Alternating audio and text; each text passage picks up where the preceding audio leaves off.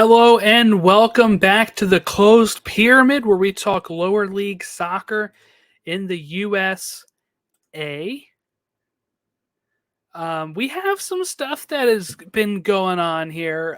We're going to do our best to kind of catch up. Like I said, I'm moving this. I spoke about this on Stateside Soccer Show. We're moving this to every 2 weeks. Just because we've been doing so much stuff, so much work on the other shows, Ted Lasso recaps, midweek and post-week, match recaps and stuff. So it's got to a point where it's kind of stressful. So doing it every other week, I think, is better, and plus it gives more time for more of this stuff to happen, and for more of these leagues to kick off here in the USA. So what we're going to do is we're going to go ahead and start with the USL Championship, because there is more games done so far. So here we are. We have, so far in the East, Birmingham Legion, 10 points off of 4 matches. They had a draw to start off the season against Pittsburgh. We talked about that. We talked about their win over Tulsa. So to catch up here, they beat Hartford Athletic 1-0. And then they went ahead and beat the Rowdies 2-0 yesterday. This is releasing every other Sunday. So if you're not sure when that happened, that was on Saturday. And they have Phoenix Rising next. Tulsa finished second, or not finished second. They are currently second. I'm already ending the season. They're currently second in the East. They've played 5 games. Second with 5 matches. Not everyone's played 5. They're actually the only team in the East to have played 5. But if you look at their form, it isn't great. They had a draw. They had a loss. So they had 1 point to start the season. Then they went ahead and beat Loudoun 3-0. Then they draw Pittsburgh. Then they draw El Paso 2-2. So, and they played Friday. So I expect them to fall down a bit. They're on 6 points. A lot of teams below them have 4 or 3 matches played, and they have 6 to 5 points. So I'm expecting they'll be leapfrogged again at some point, but currently they sit second.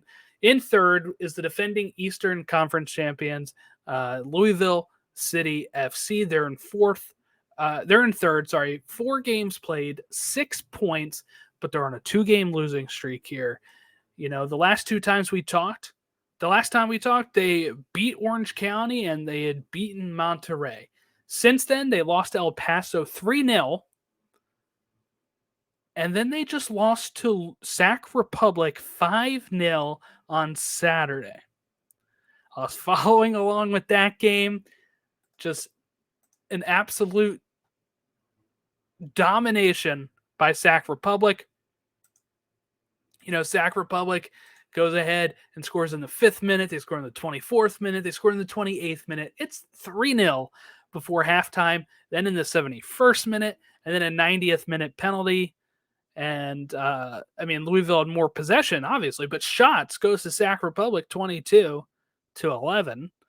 And they ended up scoring 5 goals. So it was pretty insane game to happen there for Louisville. So 2 straight losses now. They've given up 8 goals in their last 2 matches. Before that, they had only given up 1 when they gave up a goal in week 1. That's insane. They have Detroit City coming up next, but their goal differential now stands at -5.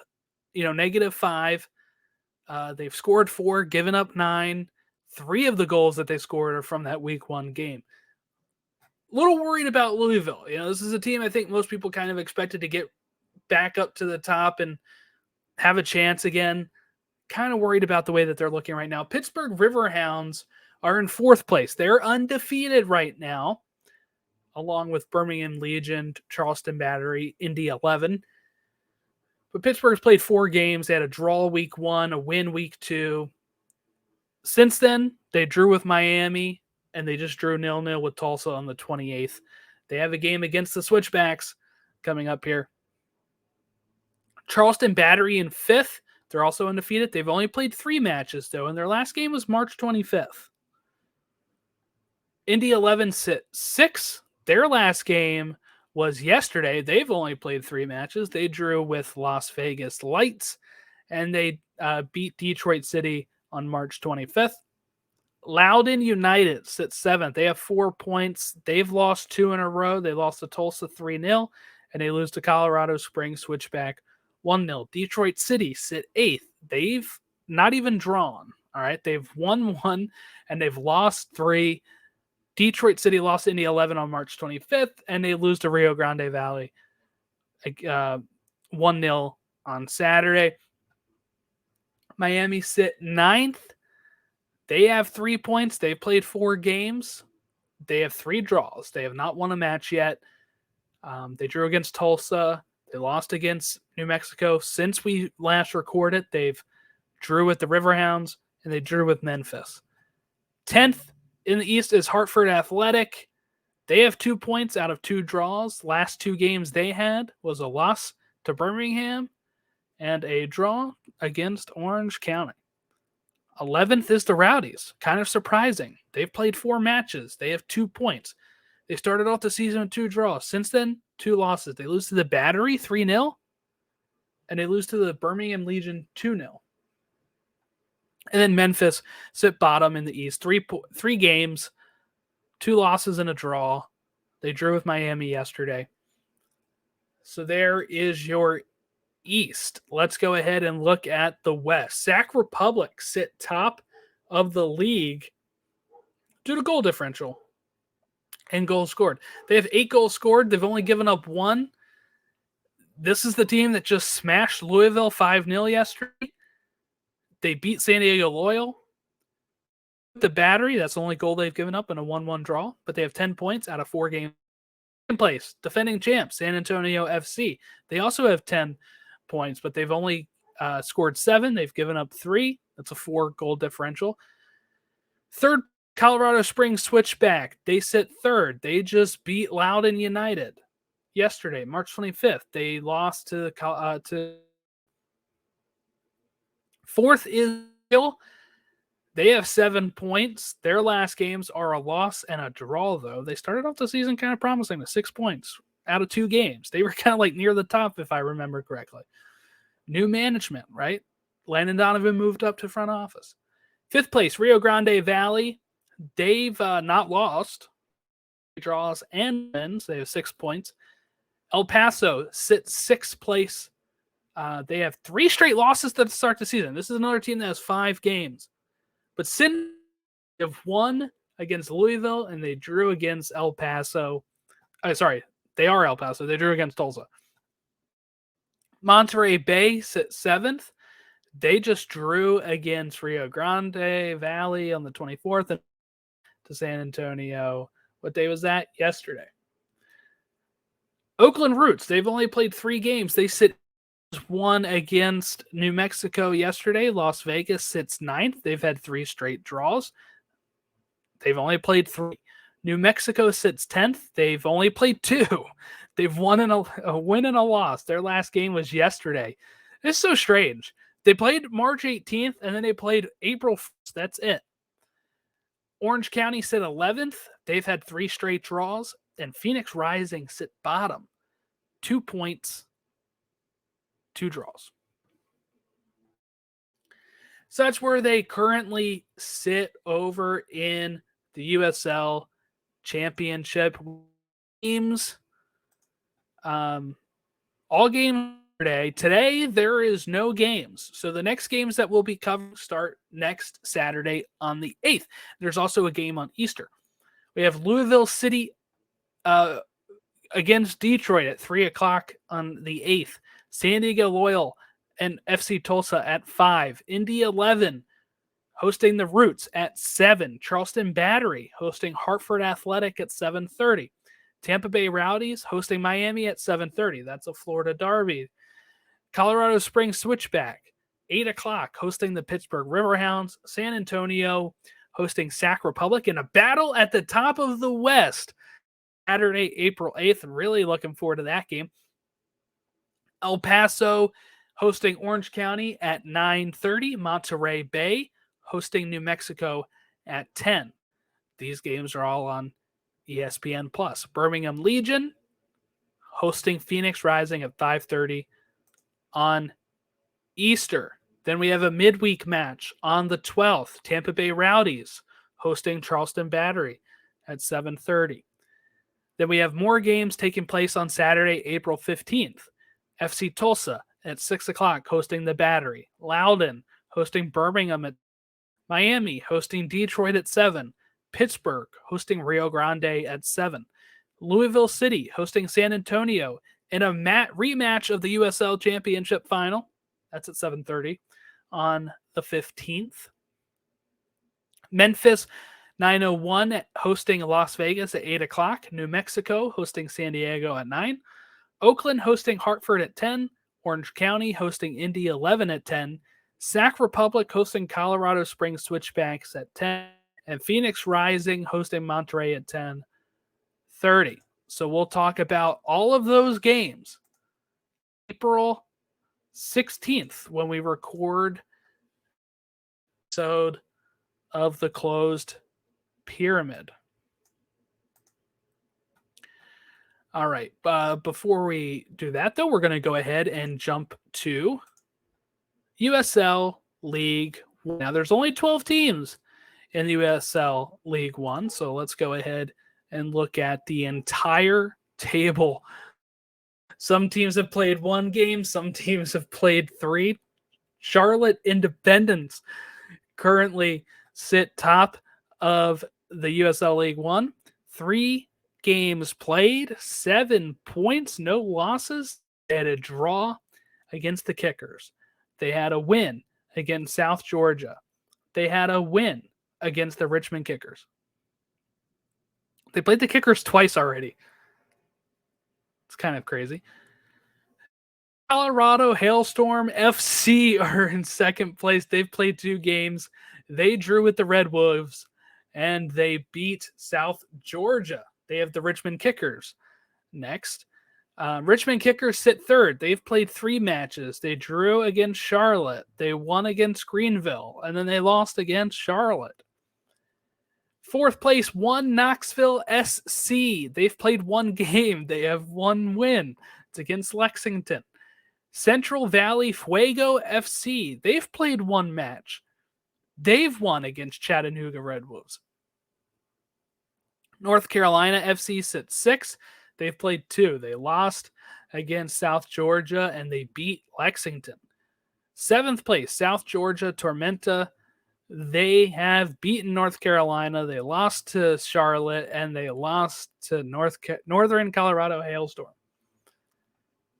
Forward Madison sit 8th place. They've only played 1 game. They drew against Union Omaha, who sit below them in 9th, who've played 1 game against Forward Madison. Chattanooga Red Wolves SC has played 2. They drew against Northern Colorado, and they lost to Central Valley. Greenville Triumph, they've played 1 match. They've lost to the Richmond Kickers. And in 12th place, Lexington SC, who have lost 2 games. They lost to Knoxville. They lost to North Carolina, and they play Forward Madison next.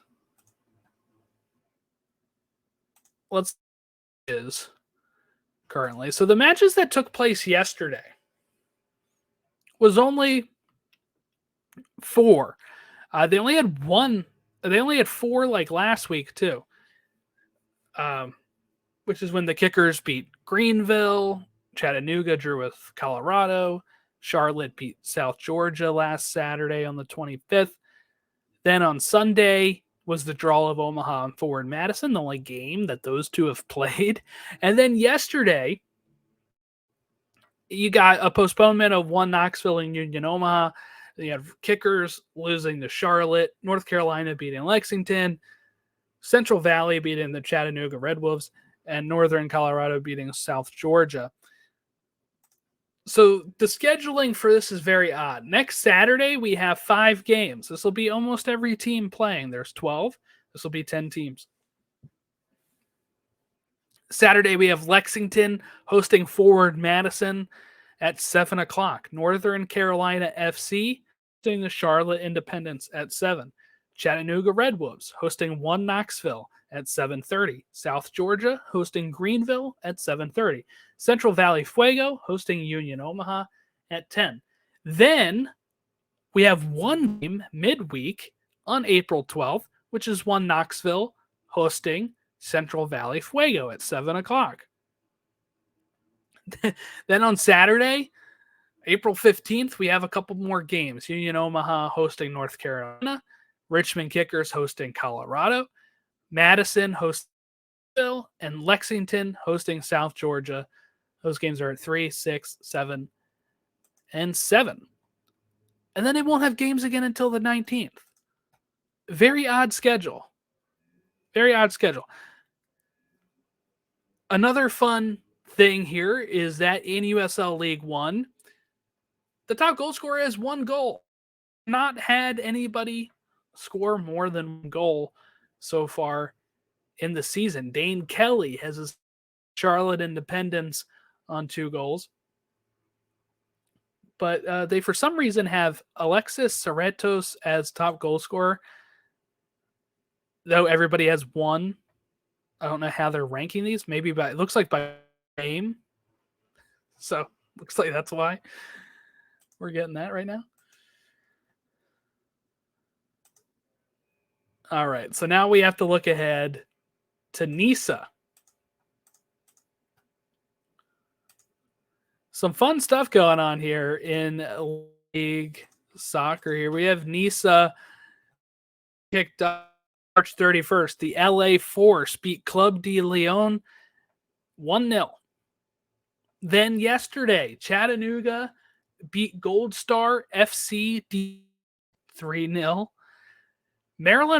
My Maryland Bobcats beat City Union 1-0.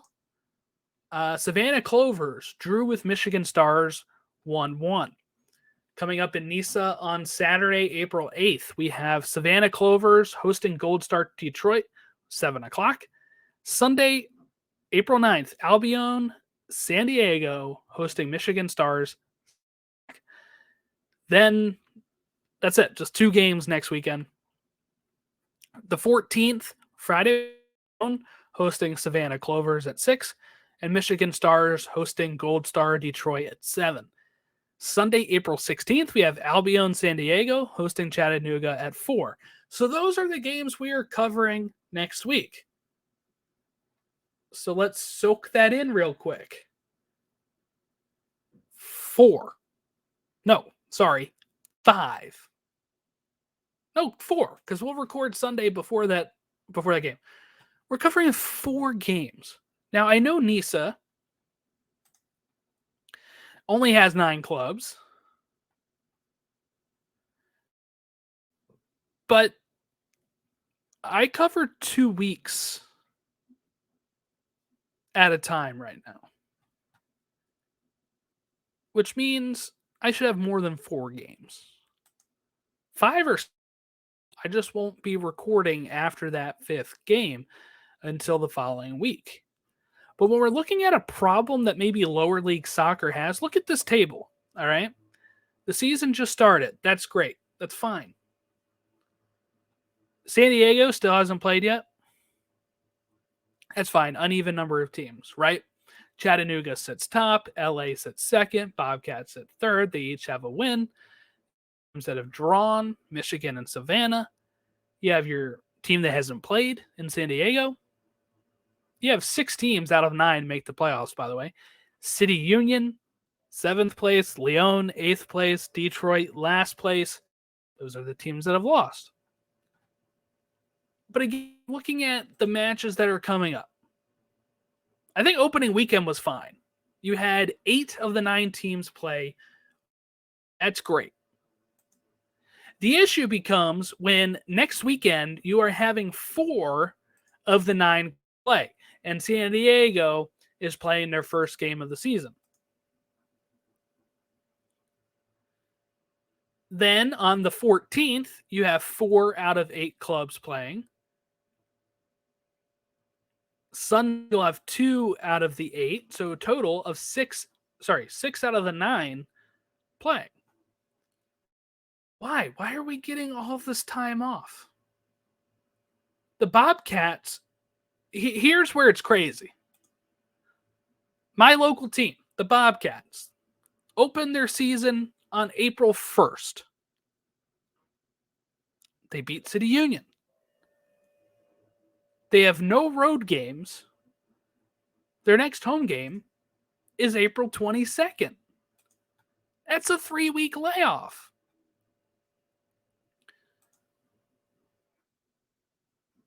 Three weeks. How can you get any sort of momentum when you have this long of breaks between it?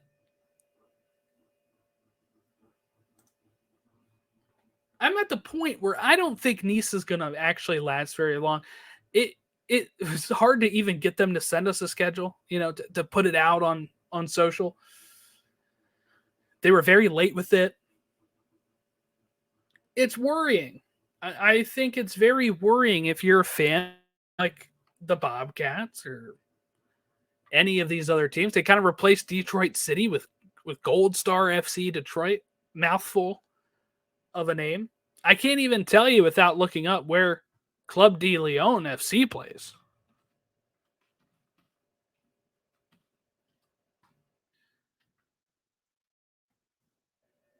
Where do you?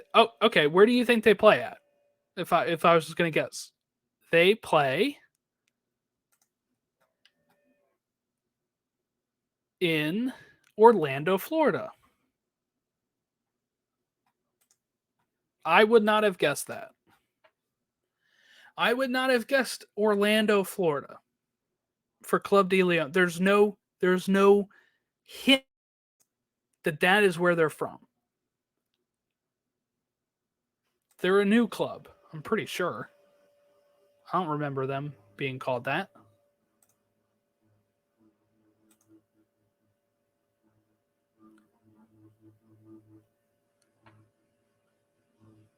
So it's a little worrying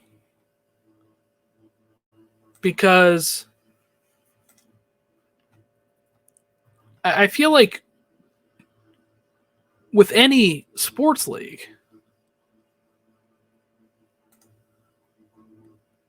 that you would want to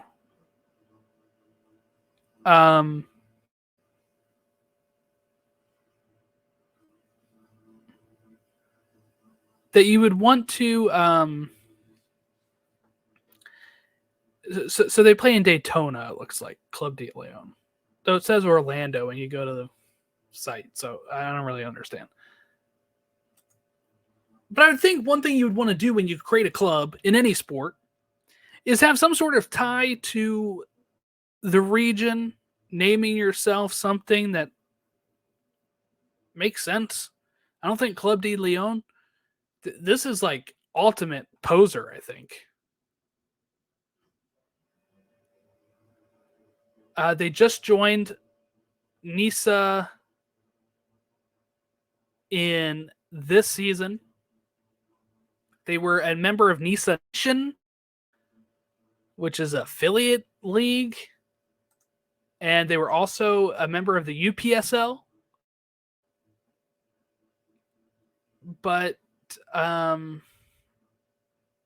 they just joined the league. Explains why I'm not too familiar with them. But I would think you would want a name that matches with something else to grow some sort of ties to the region you're part of, to get fans to the stadium. And then the issue becomes when you do have fans at the stadium is the long wait between NISA games. And the same thing with USL League One. We were just talking about how some of those teams have played 3, some of those teams have played 1 game.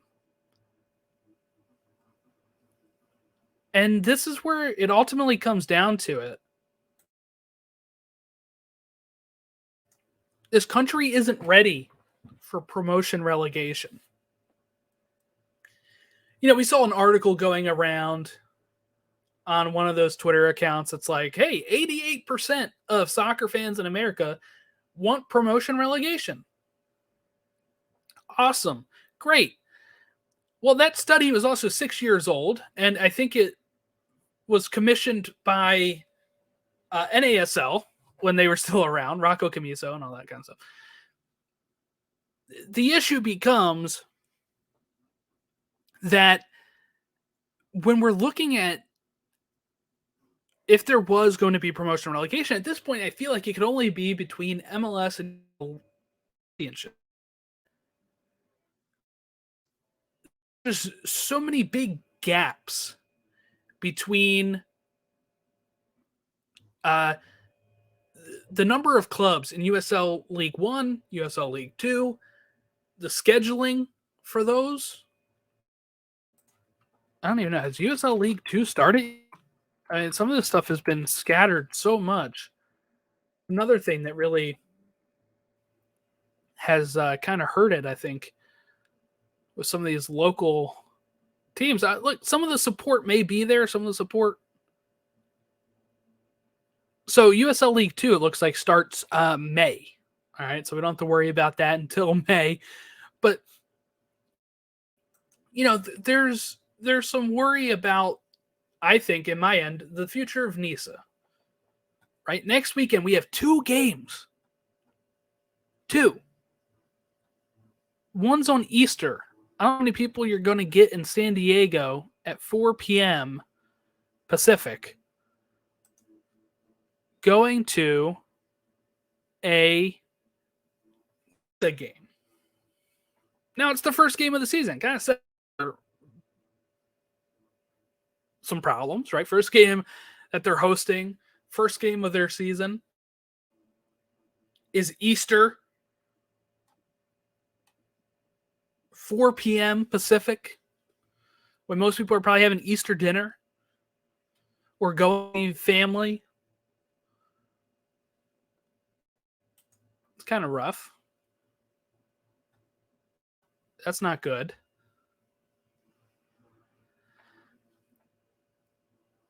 It's just something I worry about. 2 games next weekend. The following weekend, we have 2 on a Friday, none on a Saturday, 1 on a Sunday. Can San Diego only play on Sunday? They have Sunday, April 9th, Sunday, April 16th.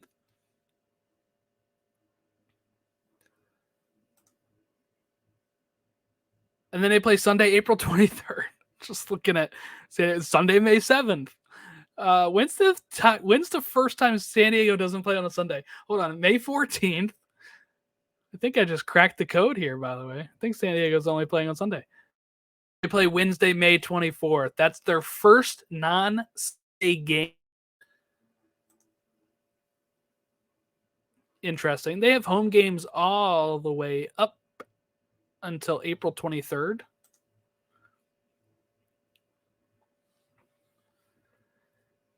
But it's just like the inconsistency. I will say one thing. I know some people have complained about MLS being like all on Saturday except for the occasional Sunday game.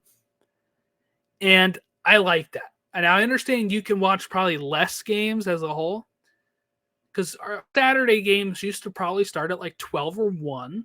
And you'd have a game at like 3 on Twitter, right? And then you'd have a game at 4, a game at 5, some games at 7, et cetera, et cetera.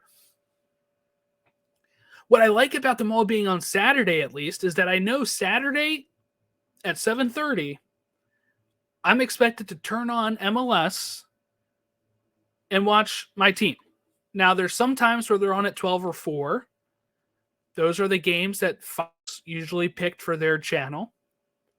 So that's an exception. But I know most of the time I don't even have to look at a schedule anymore. I can just tell you 7:30. If I'm following NISA, if I'm following the Bobcats, if I'm following USL, I have to look at the schedule all the time because I have no clue when it's going to be. I will not remember these 2 games that are being played next weekend. I remember they're both at 7, but I'm not going to probably remember it's the Clovers versus Detroit and San Diego versus the Stars. And I can't tell you off the top of my head, even though I just read them, when the next Bobcats game is. And that's a problem. It's a huge problem because we want consistency especially in these lower leagues. What I think they would do better is if NISA started later, had less weeks, and finished earlier. I think you could probably have way more fun with something like that and a little bit more momentum than however schedule is. If I'm going to look at NISA's schedule, let's look at the Bobcats schedule, huh? Okay. They have an Open Cup game on April 5th against Easters. That's cool. It's great. We'll talk some Open Cups on here as well. Next league game is the 22nd. All right. May 13th. That's another like 3-week break. Right. And then you have a 1-week break when they play another 1-week break for the 27th, a 4-day break when they play May 31st, June 3rd, another 4-day break, June 10th, a 7-day break, and June 15th, a 5-day break.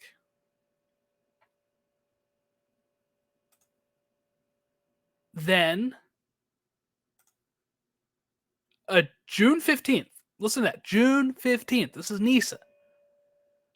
2 days later, June 17th, they play again against LA.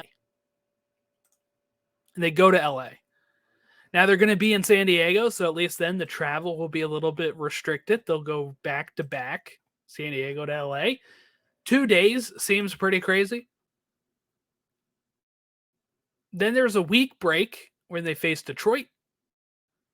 Week break for July where they face Lyon.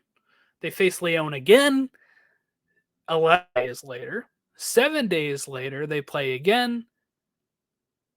11 to 12 days later, they play again. 4 days later, they play again.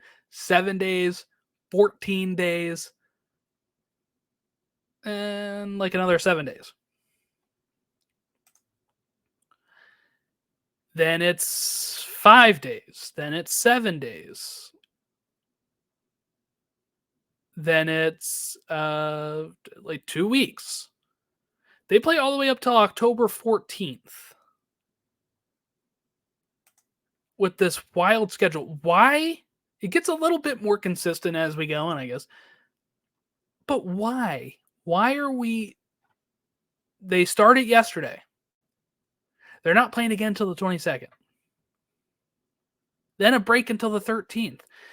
Then it kind of gets more consistent. Why not just start the season a month later and just go straight through?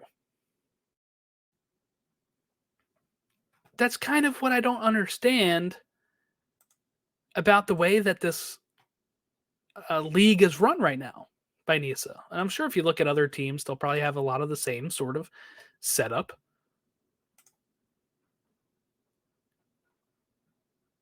It's frustrating. There's something like inherently wrong with the setup that we're currently in. All right, before we wrap it up, MLS Next Pro has started as well. This is lower developmental type league. In the East, Chicago have played 2 matches. They sit top with 6 points. They beat Inter Miami 2 and Toronto 2.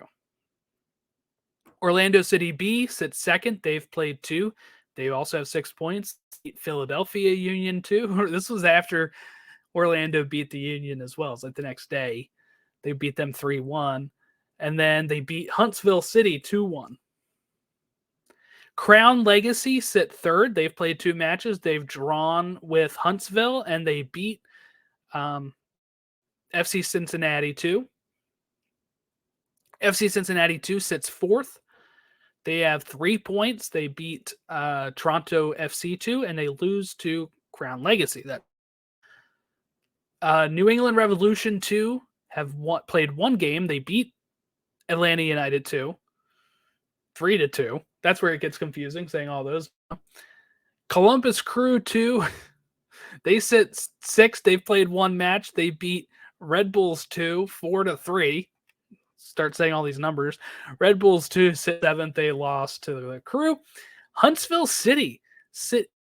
Not sure who they're affiliated with, by the way. I have to look that up. You can watch some of these games, by the way, on the Apple TV. MLS Season Pass. I don't think it's every game. I think it's just some.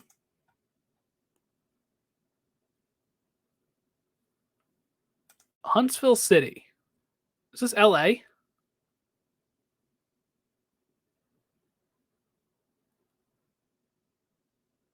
No, okay, it's Nashville.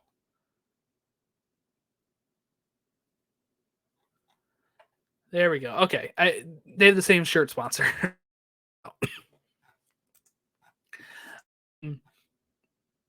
Okay, Huntsville. Yeah, it couldn't be LA. We're in the East. Huntsville sit 8th. They draw and loss. NYCFC 2 have not even started yet. Atlanta United 2 lost. Inter Miami sit 11th. Philadelphia Union 2. They've only played one match. And Toronto have played 2, and they sit 13th. Over in the West, Minnesota have only played 1. Minnesota United 2 sit first with 3 points. They beat Real Monarchs. Jose Earthquakes 2 sit second. They beat LA Galaxy. Austin FC 2, they beat the Dynamo. They're in third. Rapids are in fourth. They beat Sporting Kansas City 2. Vancouver Whitecaps, they sit fifth. They beat Portland 2. North Texas SC, they beat LAFC 2. Tacoma Defiance sit 7th. They 2 point. Oh, they must have drawn and then did a shootout or something. I think that's how they're doing it. They beat St. Louis City. And then in 8th is St. Louis City 2, Houston 9th, Portland 10th, SKC 11th, LAFC 12th, LA Galaxy 13th, and the Monarchs sit 14th. All those teams have only played one. There's another bit of confusing. Some teams have played 0, like NYCFC. Some teams have played 2. Some teams have played. But this is more developmental. I don't think many people are going out to, Huntsville, cheering on Huntsville City. So that's something, I guess. Today, they do have some games at 3 o'clock. Philadelphia Union 2 host Inter Miami 2. Sporting Kansas City 2 host Austin at 4 o'clock. St. Louis hosts Minnesota at 6. Atlanta host New York at 7. Houston host Colorado at 7. LA Galaxy host North Texas at 8. New England Revs host NYCFC at 8. That'll be NYCFC's first game in MLS Next Pro. Portland Timbers at 8. LAFC host Vancouver at 10. And Tacoma Defiance host the Monarchs at 10. I like the teams that don't use the 2 or the B or the numeral 2. I like having North Texas SC. I like having Huntsville. I like having Tacoma. I like having Real Monarchs. So much better. I understand that it might take a little bit more to find out who they're affiliate of, but we figure it out for baseball. Minor League Baseball has this no problem. People figure it out. So maybe some of those teams will eventually see the light and switch. So there you go. I updated you on all of the lower level leagues, but I also had a nice rant, I think, about scheduling, my worry about NISA as a whole. I'm not sure how many more seasons they'll last. Give us your feedback. Send us your feedback. You can reach us at Stateside Show on Facebook, Instagram, and yeah. Well, thank you all for watching or listening. Have a great rest of your weekend. We'll catch you next time.